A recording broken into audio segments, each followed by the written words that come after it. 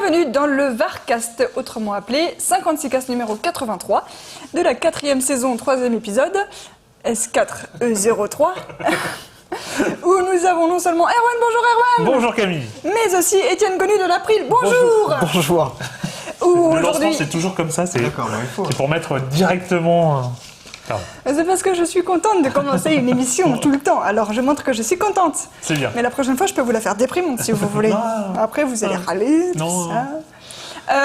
Ce qui serait bien, c'est qu'on commence par faire une petite actualité, tant qu'on est à parler de logiciels, parce qu'en fin de saison dernière, on avait reçu ici même Laurent Costi, qui zone à l'April lui aussi, et qui nous expliquait comment il avait passé 5 ans de procès contre Hewlett-Packard parce qu'il avait voulu acheter un ordinateur d'un modèle précis, mais sans les logiciels et le système d'exploitation qu'il y avait préinstallé dessus. Et bien sûr, ce n'est pas possible, et il faut faire un procès aux fabricants de l'ordinateur pour essayer de se voir rembourser, ce qui n'est finalement pas grand-chose.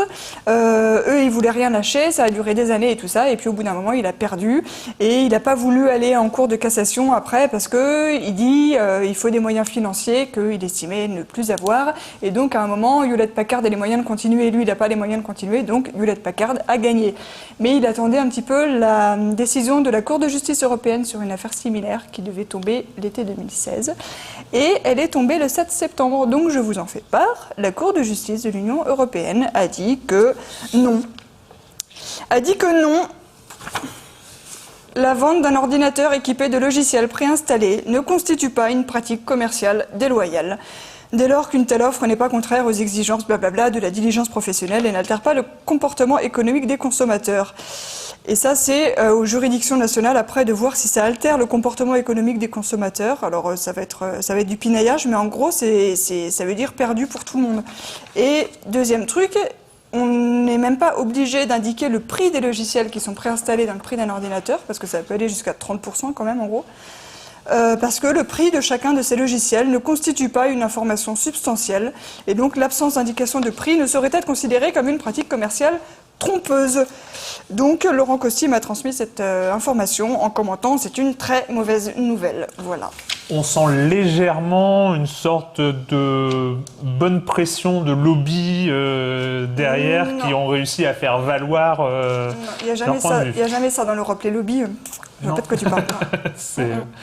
Non, mais c'est marrant parce que ça ressemble très exactement à l'opposition des constructeurs qui veulent balancer Windows avec leur PC, quoi. Même les constructeurs, ils sont un peu coincés parce que s'ils veulent vendre leur machine, bien sûr, comme beaucoup de gens veulent une licence Windows, s'ils n'acceptent pas de vendre exclusivement des licences Windows, ils vont devoir les payer au prix fort. Donc du coup, ils sont coincés et eux aussi doivent, dans ce système, ne proposer que des licences Windows sur l'ordinateur. Donc on voit que c'est vraiment tout un mécanisme qui est en place pour empêcher le choix. Et la machine infernale. Voilà.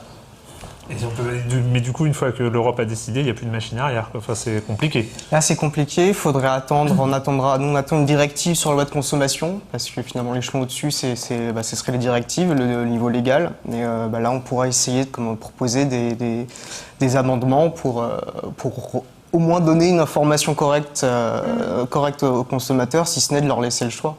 D'ailleurs, c'était un peu l'argument, il me semble, du gouvernement français qui font des observations, et c'était de dire finalement, c'est pas une information substantielle le prix, parce que de toute façon, il n'y a pas le choix dans le logiciel, donc ils ne changeront pas.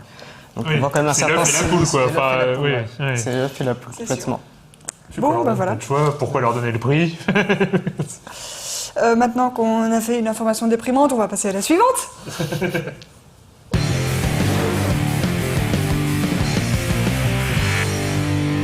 Dans le quartier libre aujourd'hui, nous accueillons donc Étienne Connu, qui est chargé de mission affaires publiques à l'April, c'est bien ça? Exactement, ouais.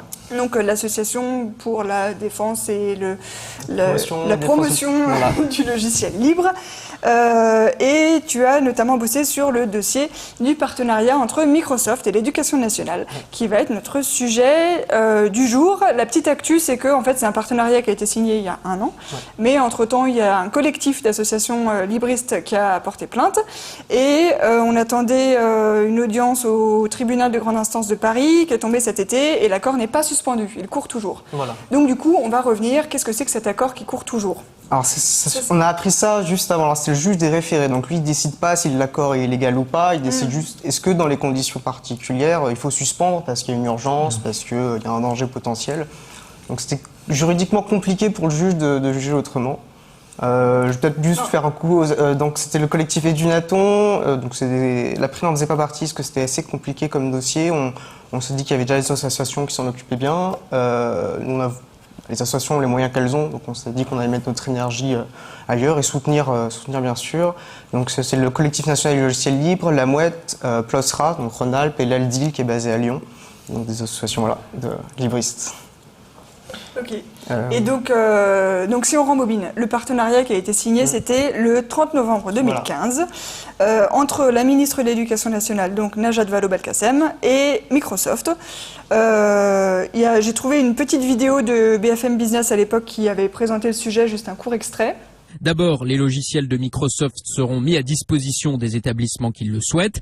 Les élèves auront accès à Office et au cloud du géant américain directement depuis leurs ordinateurs. Les enseignants, eux, pourront participer à des stages de formation aux outils de Microsoft. Mais ce n'est pas tout. Le groupe américain entend aussi développer des applications éducatives conçues pour accompagner les programmes de l'éducation nationale.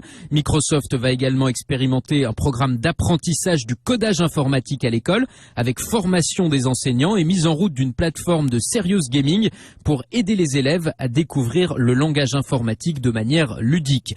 Voilà, c'est Microsoft all the way. Voilà. Mais c'est ouf quand même. Et juste une question introductive, vous l'avez vu venir? Parce que moi franchement, je me suis un peu, c'est en caricaturant, je me suis levé un matin, j'ai vu ça, j'ai fait mais ça vient d'où? D'où est-ce que Najat Vallaud-Belkacem signe un partenariat comme ça avec Microsoft?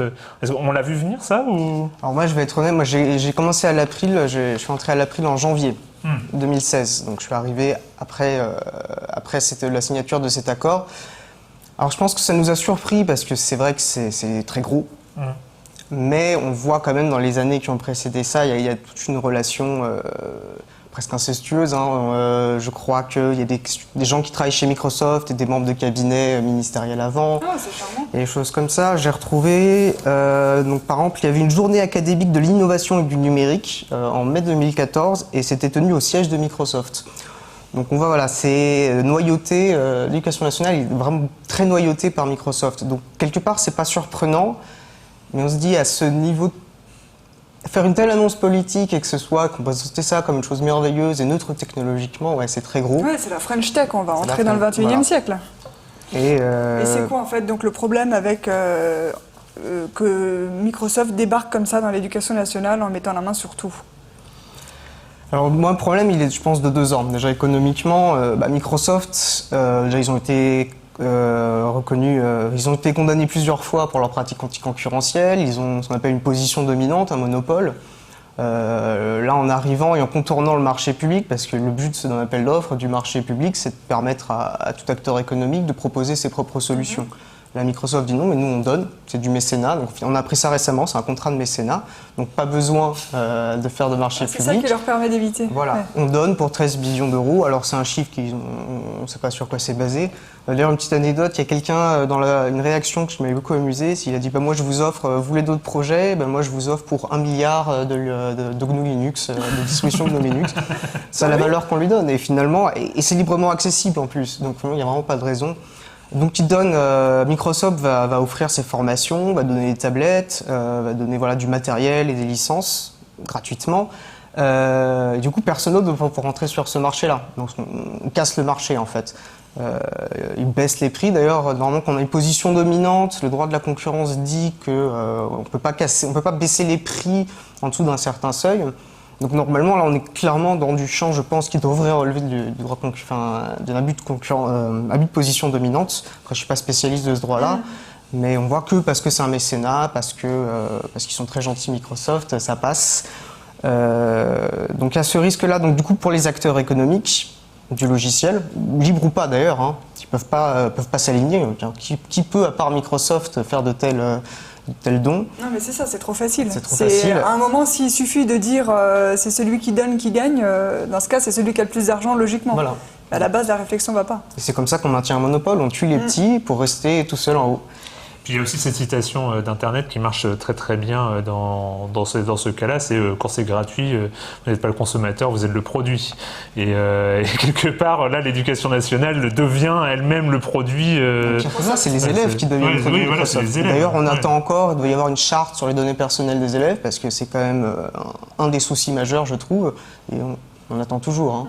Et sur le fait que l'éducation nationale devient un peu le produit de Microsoft, c'est troublant comment Microsoft dernièrement a tweeté des espèces de slogans avec la photo de la ministre, par exemple, ou des gens liés à l'éducation nationale, avec des grandes phrases sur l'éducation numérique, l'avenir de demain, les enfants, blabla. Et ça, c'est tweeté par Microsoft en tant que pub, en fait. Ils prennent la photo, ils mettent la citation, ils le mettent dans un encart Microsoft. Oui, ils mettent un petit tampon Microsoft. Quelqu'un qui ne fait pas attention va lire ça, va se dire, elle dit ça à propos de ce ministre, ou cette ministre va dire ça à propos de Microsoft. Et tu as l'impression que Valo Belkacem devient la porte-parole de Microsoft. Tout à fait, ouais. Alors que pour ça, je pense qu'elle n'a pas donné son accord particulier, mais on aura même moins une réaction, de dire écoutez, non, elle serait dans son rôle de ministre au service du service public, de l'éducation, et non pas de l'entreprise. Pour le coup. Quand on voit les photos, ils signent tous sourire, ils ont fait un buffet, et on a appris. Quand tu signes un partenariat, tu vas pas faire la gueule sinon. Et puis qui a accès finalement aussi à l'éducation? Ils ont fait un dîner ensemble, ils discutent, ils échangent, ils se connaissent bien.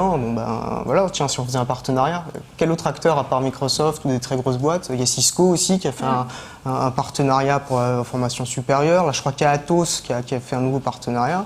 Donc on prend tous les plus gros et on assoit leur position. Et puis, on imagine derrière aussi le chantage en emploi, les retombées économiques. Et l'autre problème économique, d'ailleurs, c'est porte sur les élèves. C'est-à-dire que, alors certes, pour les acteurs, c'est un problème, mais moi, je pense qu'il est encore plus grave, c'est pour les acteurs, et les consommateurs, les élèves et les consommateurs. C'est-à-dire qu'on leur met du Microsoft très jeune dans les mains. Donc déjà, ils vont s'habituer à du Microsoft. Je pense que c'est assez reconnu qu'on est très sédentaire dans nos usages quand ça touche à l'informatique. On est habitué à Microsoft, on va rester sur Microsoft. Bon, on me donne un logiciel, j'ai mes devoirs à faire sur du Microsoft, je vais rentrer et je sais pas, mais est-ce que ce sera possible de le faire sur une distribution de GNU Linux par exemple?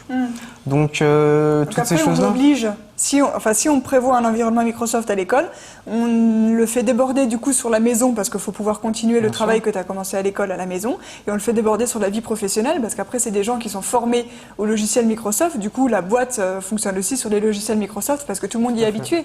Je me rappelle quand je faisais mes études, ça m'avait vachement marqué, un prof nous avait dit, je sais plus, on parlait de pirater Photoshop. Et il nous avait dit, mais c'est pas grave, de toute façon, Adobe, ils iront jamais vous chercher, pirater Photoshop tant que vous voulez. Eux, leur intérêt, c'est que vous sachiez utiliser Photoshop et pas une alternative libre ou un autre logiciel. Comme ça, après, quand vous bossez dans une boîte, elle achète Photoshop. Bien sûr. Oui, ça paraît évident de dire ça. Quand on ramène ça à des choses simples, Et d'ailleurs, je crois qu'ici, Moulineau, alors j'ai vu passer un gazou, comme on dit, sur Twitter. Microsoft, alors le siège de Microsoft est ici Moulineau, donc je pense que c'est un lien. Ils vont offrir des licences aux parents d'élèves et aux élèves, des licences Windows et Microsoft Office. Ils sont sympas quand même. Ils sont sympas. Je sais pas, au bout d'un an, ça va durer un an, et je pense que ce sera pas gratuitement renouvelable. Donc bon. Et puis sûrement ils vont devoir donner des données, leurs coordonnées, peut-être même bancaires, pour avoir accédé au truc. Donc, mais c'est vrai que l'acte est assez transparent finalement. On voit très bien quel est l'intérêt de Microsoft dans l'histoire, c'est de formater les esprits des plus jeunes, et c'est vrai qu'on commence sur Windows, on continue sur Windows. Et après, il faut quand même se dire aussi, si on veut être un peu neutre, sans vouloir diaboliser Microsoft, finalement, eux, c'est une entreprise privée. Leur but, c'est de faire du profit. Après, c'est comme ça que l'économie fonctionne. Et c'est là où, normalement, les pouvoirs publics, c'est à eux de mettre les barrières, de dire, voilà, qu'est-ce qui relève de l'intérêt général. Là, on parle quand même en plus d'un des services publics, si ce n'est peut-être le plus important, qui est quand même l'éducation. Donc on se dit, normalement, l'éducation, à quoi ça sert, l'éducation nationale? C'est pour former des jeunes à devenir des adultes émancipés, autonomes, avec un esprit critique développé. On se dirait que normalement, il faut utiliser des logiciels qui garantissent leur liberté informatique, dans lesquels ils peuvent aller bidouiller, dans lesquels ils peuvent regarder. Et normalement, c'est pas juste là pour apprendre un métier, pour apprendre à pousser des boutons, pour apprendre à utiliser un outil spécifique. Et on voit, il y a d'ailleurs, c'est ce lien qui est un peu frustrant. On met sur le même niveau un logiciel ou des outils spécifiques Microsoft et le logiciel libre. Le logiciel libre, c'est pas un outil, c'est un modèle basé sur le partage des connaissances, sur le travail en commun. Moi, je pense que quand on dit partage connaissances et travail en commun, je pense que c'est assez adéquat avec l'éducation nationale. Je me dis, bon, on est quand même plutôt bon, normalement. Et voilà, on parle de neutralité technologique. Elle est où la neutralité technologique? Déjà, moi, je pense que ça n'existe pas, parce que c'est très politique. L'informatique, c'est de plus en plus... Enfin, on peut plus faire sans. Donc, le choix des technologies et des modèles de développement de technologies qu'on va privilégier va avoir un impact politique énorme. On ne peut pas parler de neutralité technologique. Et quitte à être politique, autant chercher des valeurs proches de ce que devrait être l'éducation nationale. Voilà. Alors moi alors c'est les audiences publiques, donc je ne vais pas dire que j'ai eu la chance d'y assister, mais j'ai pu assister à l'audience au tribunal de grande instance, pardon. Et l'avocat de l'éducation nationale disait mais on n'a pas de biais contre le logiciel libre. Moi, j'avais envie de lui dire, donc j'étais juste dans l'audience, donc je pouvais pas intervenir, mais justement il faut avoir un biais pour le logiciel libre, puisque c'est lui qui va garantir, qui va permettre aux élèves de vraiment apprendre comment fonctionne l'informatique, qui va leur garantir des libertés, qui va aussi maintenir une concurrence ouverte économiquement. Donc il y a un biais pour le logiciel libre, c'est pour les libertés informatiques. Le logiciel libre n'est pas un lobby comme un autre à la recherche de ses propres intérêts. C'est-à-dire que le logiciel libre, aujourd'hui on le sait en plus, c'est un peu, c'est pas un choix par défaut le logiciel libre, c'est un choix actif. On le sait très bien. Enfin, si on réfléchit pas, notre ordinateur il est sous Windows. Enfin, si on se pose pas de questions, les ordinateurs sont sous Windows ou sous iOS, enfin ou avec Apple. Mais si on réfléchit pas, on prend la machine, voilà. Donc en fait, le logiciel libre doit être un choix actif, doit être une décision. Et effectivement, ce que tu dis, c'est il faut un biais pro logiciel libre et c'est une décision politique. Mais quelque part, moi je trouve que là où c'est peut-être le plus déprimant dans cette signature de contrat, c'est qu'on a l'impression que ils ont sorti définitivement l'informatique de la question politique. Tout à fait. C'est-à-dire que c'est quoi? On a l'impression que quand on leur dit ça, oui, l'informatique c'est politique. Ils nous regardent bizarre, ils nous disent non mais restez dans votre bulle, vous nous parlez de quelque chose qui n'existe pas. L'informatique n'est pas traitée aujourd'hui comme les autres domaines économiques. Ils font là quelque chose qu'ils n'oseraient pas faire avec, je sais pas moi. Monsanto, j'aime bien ces exemples. Je sais plus. Quelqu'un de Framasoft disait est-ce qu'on pourrait imaginer que l'agriculture ou des événements sur l'éducation à l'agriculture soient au siège de Monsanto, soient faits par Monsanto, ou les cantines McDonald's. Enfin, c'est. Faut pas parler trop vite, ça se trouve, ça existe. Hein. Il y aura Cache Investigation dans 3 semaines. Ils vont nous parler de ça. Mais oui, c'est un peu ça. Mais on voit très bien dans le discours de Stallman, quand il a créé les principes, les piliers du logiciel libre, c'est une démarche politique. Et je veux dire, ça fait des décennies qu'il y a ce discours-là, et c'est complètement dingue qu'en 2016, ce soit encore en 2016, à l'heure où tout le monde utilise Internet, où les ordinateurs n'ont jamais été aussi utilisés, que ce discours soit le plus inaudible. J'ai l'impression qu'il n'a jamais été aussi inaudible. J'ai l'impression qu'il y a 10 ans, il y avait encore des gens qui comprenaient que c'était politique, mais que là, aujourd'hui, c'est comme si l'informatique, c'était Google, Microsoft, Apple, et puis le reste... Et je pense que ce que tu dis soulève aussi une question sur... comment est-ce qu'on perçoit l'enseignement de l'informatique? On voit que alors on nous dit on va donner des tablettes, super, et on va former au code. Bon, c'est pas mal de former au code, enfin ça reste minime. L'informatique, c'est pas que technique, effectivement il y a quand même des implications, enfin, c'est très social, c'est très politique. On exerce plein de libertés maintenant grâce à l'informatique, on interagit entre nous par l'informatique. Donc l'enseignement de l'informatique, ça devrait être aussi apprendre à écrire sur Internet, c'est lié à l'histoire, à la grammaire, c'est lié à tout, en fait. Tous les aspects sont liés à l'informatique. Donc considérer qu'il s'agit de donner tablettes et de former au code, ça montre, je pense, un problème de compréhension assez profond. Au-delà du lobby, je crois qu'il y a un problème de compréhension de ce qu'est l'informatique, de la place que ça a et des implications que ça peut avoir. Oui, on voit ça et c'est vraiment aussi, moi je trouve que c'est flagrant aussi de cette approche. On va à l'école pour apprendre un métier maintenant. Je trouve ça déprimant. On n'apprend pas, on va apprendre à pousser des boutons et pas fonctionne. Au lieu de chercher à comprendre comment va marcher la machine, on apprend juste, on voit le résultat. Le but c'est pas de voir comment ça va tourner, c'est comme si on ne pouvait pas ouvrir le capot. On apprend la mécanique, on ouvre le truc, on regarde comment c'est douillé à l'intérieur. Et on apprend ça, c'est pas juste pour conduire la voiture derrière. Je sais pas si je m'embrouille peut-être. Symboliquement, le fait que ce soit des tablettes le montre aussi. Les tablettes, c'est l'outil informatique avec lequel on n'interagit pas. Enfin, si, on interagit, justement, on ne fait qu'interagir avec l'écran sans pouvoir, d'ailleurs, apprendre à coder sur tablette. Moi, ça me semble un poil problématique. C'est étonnant. Mais voilà, la tablette est un peu l'outil informatique passif par excellence. Enfin, ce n'est qu'un écran interactif, donc qui n'apprend pas justement l'outil informatique à comprendre. En plus, si je me souviens bien, quand ils ont préparé la loi numérique, là, qu'il y avait cette grande plateforme de consultation à laquelle tous les internautes pouvaient participer pour valider les mesures, pour en proposer d'autres et tout, il y avait un truc sur l'utilisation du logiciel libre à l'école. Et c'était le vote avait été massif. Il y avait, je sais pas, 90% de gens qui étaient pour. Voilà. Alors à l'école, c'était un projet de loi, c'était en 2013 si je me rappelle bien. Là, c'était, c'est l'April qui le portait, c'est priorité au logiciel libre pour l'administration. C'est-à-dire que quand une administration doit acheter un outil informatique, doit faire quelque chose lié à l'informatique, elle doit en priorité utiliser des logiciels libres. Donc là, on avait fait tout un argumentaire, enfin c'est un autre sujet. Et face à ces consultations, on a fait des propositions. Le gouvernement a répondu point par point à toutes les propositions faites. Donc ça, c'était plutôt bien. Sauf que leur réponse était de dire il n'y a pas besoin de loi, on fait déjà, il y a la circulaire, ce qui est une circulaire de 2012 qui très bien d'ailleurs, mais qui dit qu'il faut utiliser du logiciel libre. On se dit bon, c'est bien d'avoir une circulaire, maintenant il faut passer à l'échelon supérieur. Et la réponse était voilà, il n'y a pas besoin, on fait déjà plein d'efforts, c'est merveilleux. Et un mois plus tard, il y a ce partenariat qui nous tombe dessus, donc on voit vraiment qu'il y a des pas. Et qui n'aurait pas été possible s'il y avait une loi en l'occurrence. Alors là, c'est compliqué parce que justement, ils ne sont pas passés par le marché public. Ils ont utilisé le contrat de mécénat. C'est vrai qu'il y a le mécénat. Pour contourner. Astuce. Ça, c'est fou quand même. Et alors en plus, à l'école, il y a un truc qu'ils utilisent beaucoup. Maintenant, ils sont tous dans le serious gaming.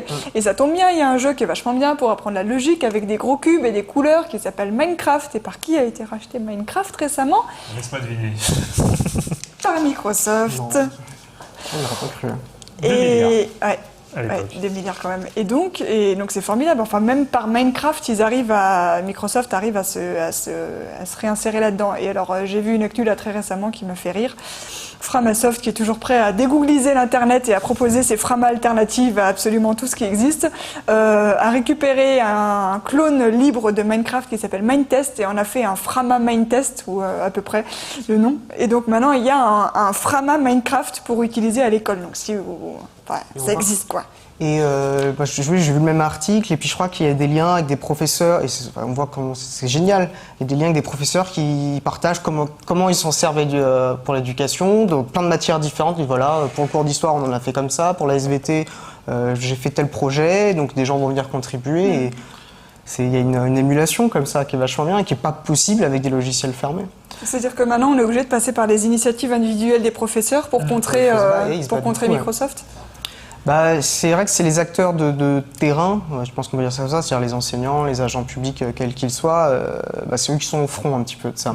Donc l'intérêt aussi d'une loi, parce qu'on n'est pas naïf, ça ne change pas tout du jour au lendemain, mais c'est de leur donner des arguments forts pour pouvoir dire à leur directeur, aux principaux de l'école, aux directeurs des systèmes d'information, les gars, là, il faut utiliser du logiciel libre. Et c'est comme ça que ça marche. Après, ça part toujours de la base en général. Mais il faut équiper ces personnels, les aider, notamment avec des textes et avec des signaux. Et c'est sûr que je peux qu'imaginer le désarroi des enseignants qui militent pour du logiciel libre quand leur ministre signe un partenariat tout sourire avec Microsoft. Et leur dit que c'est ça le futur du numérique, c'est un peu triste. Je vais éviter de réutiliser le mot déprimant, on va trouver un autre qualificatif, mais ce qui est affligeant là-dedans, c'est que ça sous-entend aussi cette signature que le logiciel libre ne peut pas être une solution viable pour l'éducation nationale, que ça, il y a encore et que, l'éducation nationale est justement l'endroit où on doit imposer le logiciel libre. Parce qu'on voit très bien dans la vie de tous les jours, et ça ne concerne pas que l'éducation nationale, les distributions Linux ont un peu de mal à intégrer le grand public. C'est quelque chose...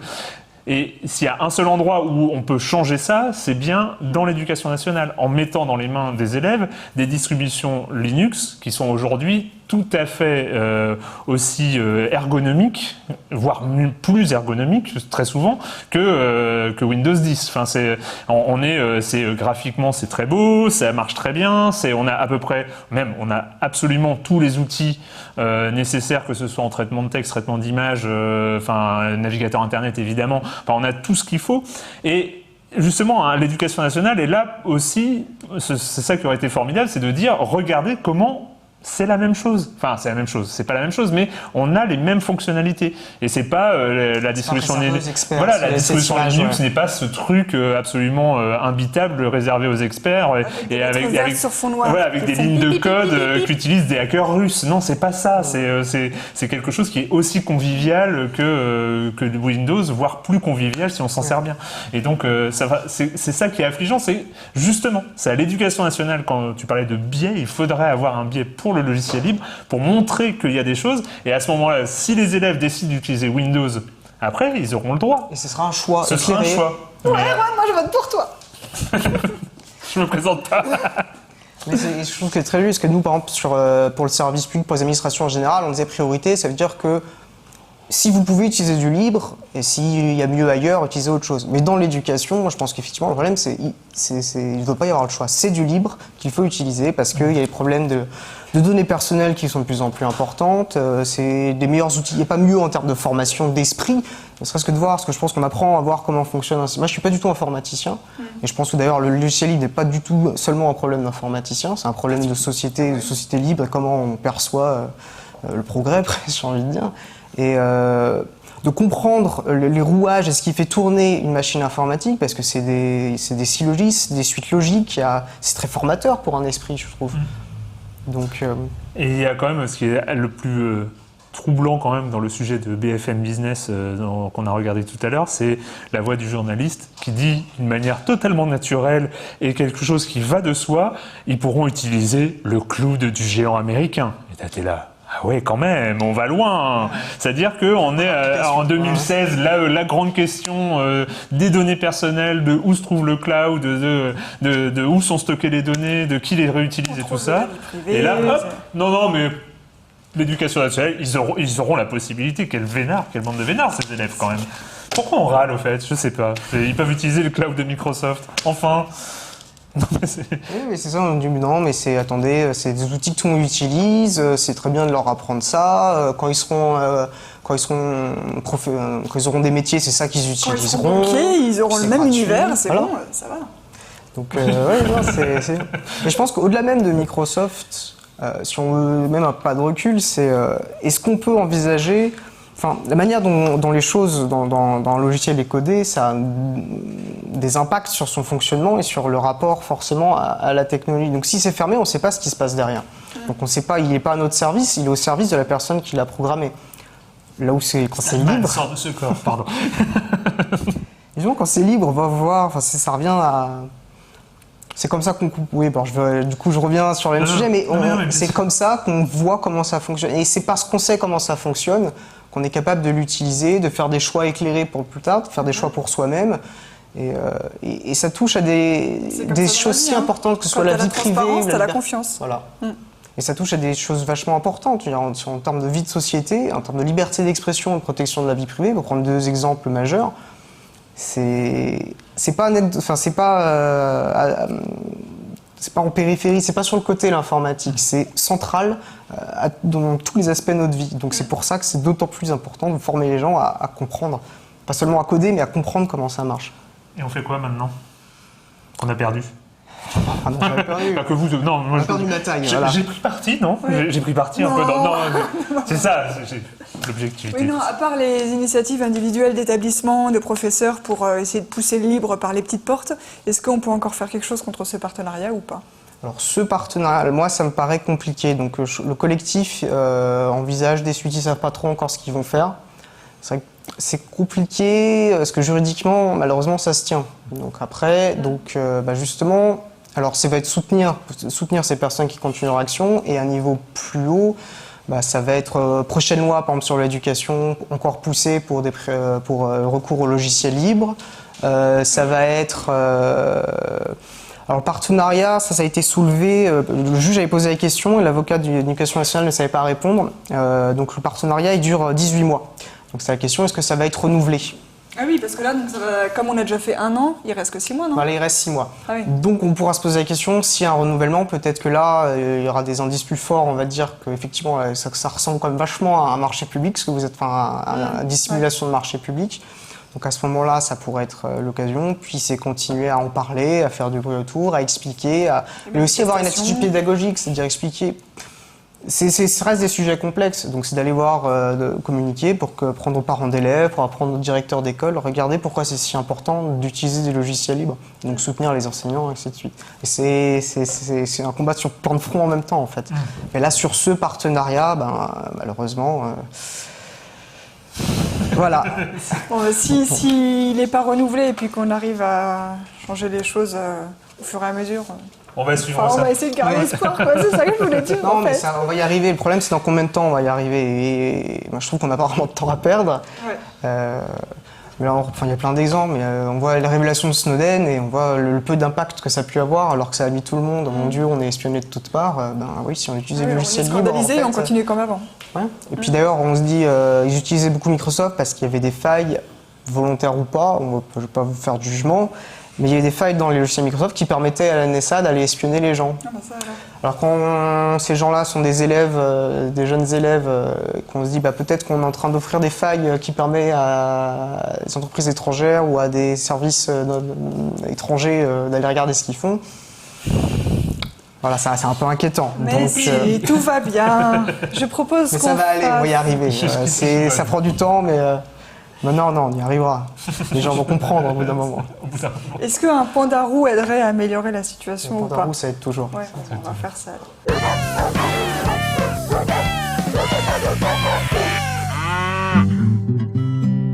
Mais c'est pas un panda roux, c'est des hamsters. Happy, happy birthday to you. Ah bah d'accord, le panda roux. Happy birthday to you. My dear friend, we've come to say best wishes on your special day. C'est pas mal aussi. Happy birthday to you.